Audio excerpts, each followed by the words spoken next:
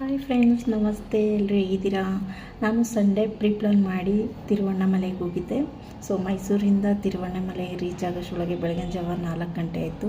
Fresh up ಆಗಿ ದೇವಸ್ಥಾನ ಮುಂದಗಡೆ ದೀಪ ಹಚ್ಚಿ ಗೋಪುರಂ ಹತ್ರ ಗಿರಿವಲಂ ಸ್ಟಾರ್ಟ್ ಮಾಡಿದೆ.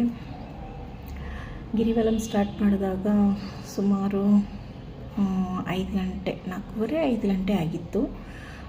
ನಾನು ನನ್ನ ಕೊಲಿಕ್ಕಿಬ್ಬರು ಹೋಗಿದ್ವಿ. ಸೊ ತುಂಬ ಸೆಕೆ ಆಗ್ತಾಯಿತ್ತು. ಸೆಕೆ ಅಂದರೆ ತುಂಬ ನಮ್ಮ ಮೈಸೂರಷ್ಟು ಕ್ಲೈಮೇಟ್ ಅಲ್ಲಿಲ್ಲ, ತಮಿಳ್ನಾಡಲ್ವ, ಹಾಗಾಗಿ ಸೊ ಗಿರಿವಲಂ ಸ್ಟಾರ್ಟ್ ಮಾಡಿದ್ವಿ. ತುಂಬ ಜೋಶಿಂದ ಅರುಣಾಚಲ ನೆನೆಸ್ಕೊಂಡು ಹೊರಟ್ವಿ. ನಡ್ಕೊಂಡು ಹೋಗ್ತಾಯಿದ್ವಿ. ಎಲ್ಲರೂ ಹೇಳ್ತಿದ್ರು ಜೀವನದಲ್ಲಿ ಒಮ್ಮೆ ತಿರುವಣ್ಣಾಮಲೆಗೆ ಹೋಗಬೇಕು, ಅರುಣಾಚಲನ ದೇವ್ರ ದರ್ಶನ ಮಾಡಬೇಕು, ಜೀವನನೇ ಬದಲಾಗುತ್ತೆ ಅಂತ ಹೇಳಿದರು.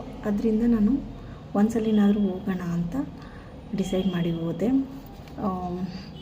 ತುಂಬ ಜೋಶಲ್ಲಿ ಹೋದೆ. ಕುಬೇರಲಿಂಗಂ ಹತ್ರ ತನಕನೂ ಬಂದೆ. ಆನಂತರ ನನಗೆ ಕಾಲೂರಿ ಸ್ಟಾರ್ಟ್ ಆಯಿತು. ಆಲ್ರೆಡಿ 7:30 ಆಗೋಗಿತ್ತು. ಸೊ ತುಂಬ ಟಯರ್ಡ್ ಆಗ್ತಾಯಿತ್ತು ನನಗೆ.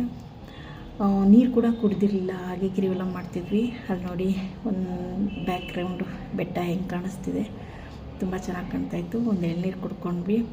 ಎಳ್ನೀರು ಕುಡಿದು ಮತ್ತೆ ಸ್ಟಾರ್ಟ್ ಮಾಡಿದ್ವಿ. ಇನ್ನು 2-3 ಲಿಂಗ ದರ್ಶನ ಮಾಡಬೇಕಿತ್ತು. ಅಲ್ಲಿಂದ ಬಂದು ಸೀದಾ ಗೋಪುರದ ಹತ್ರ ನಿಂತ್ಕೊಂಡು ನಮಸ್ಕಾರ ಮಾಡಿ